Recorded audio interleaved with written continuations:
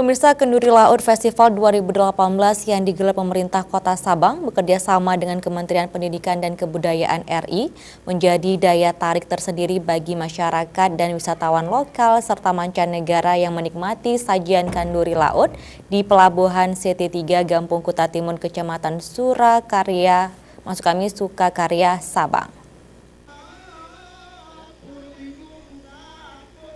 Kenduri Laut Festival 2018 Kota Sabang ini dalam rangka memperkuat adat dan pengolahan hukum adat di wilayah laut. Tradisi ini sudah berlangsung turun-temurun di kalangan masyarakat pesisir Aceh. Acara ini diawali dengan pesijuk atau tepung tawar di atas bot oleh tokoh masyarakat Sabang yang disertai dengan doa. Dalam kesempatan tersebut, Wali Kota Sabang Nazarudin menyebutkan Festival Kenduri Laut akan memperkenalkan budaya dan adat yang selama ini dijalankan oleh masyarakat pesisir.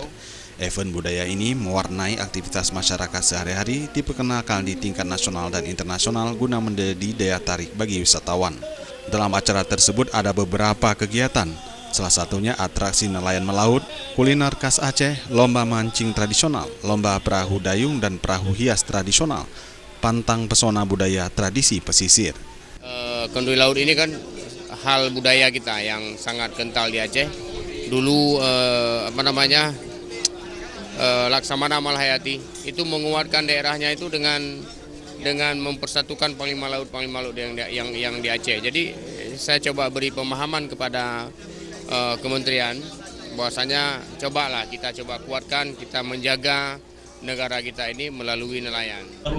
Adanya Festival Kenduri Laut ini, masyarakat yang bergerak di bidang usaha pariwisata di Sabang mengaku sangat terbantu dengan harapan bisa dilaksanakan menjadi event tahunan dan dapat meningkatkan kunjungan wisatawan baik lokal maupun mancanegara. Makanya kami alhamdulillah senang kali ada acara Kenduri Laut ini. Jadi bisa jadi daya tarik yang lain untuk wisata di Sabang.